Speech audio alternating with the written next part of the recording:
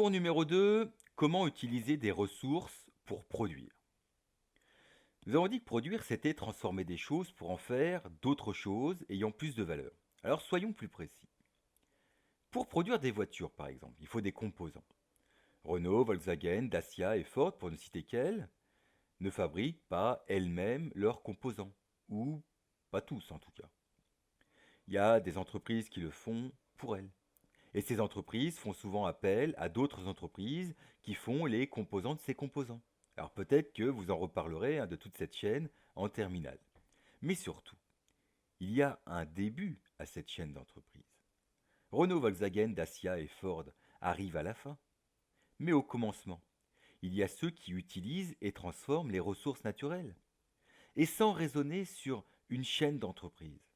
Chez Renault, pour produire, il faut bien de l'eau, et de l'électricité, et même du pétrole, donc des ressources naturelles. Mais ça n'est pas suffisant.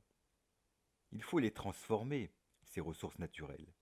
Il faut les transformer, ces composants, pour en faire soit de nouveaux composants, soit un produit fini, comme la voiture par exemple. Or, pour cette transformation, il faut deux choses.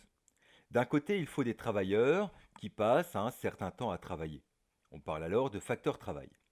Et de l'autre, il faut des machines, des locaux, des outils. On dit aussi du facteur capital.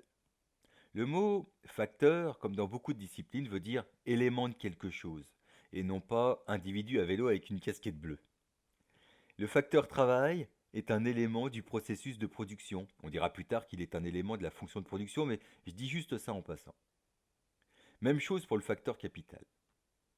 Vous remarquerez que pour produire une même sorte de bien ou de service, par exemple des kebabs, deux entreprises ne vont pas utiliser la même combinaison de ressources naturelles, de facteurs travail et de facteurs capital.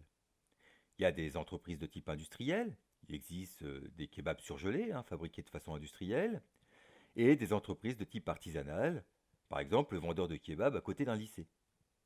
On dit que les techniques de production ne sont pas les mêmes. On parle aussi de technologie, mais le mot est souvent mal employé parce que la technologie, c'est avant tout l'étude des techniques. Bon. La question, c'est comment déterminer la technique de production. C'est une question compliquée, évidemment, pour les chefs d'entreprise, mais la réponse s'articule autour de deux grandes logiques plutôt simples. Première logique, l'entreprise doit éviter le gaspillage.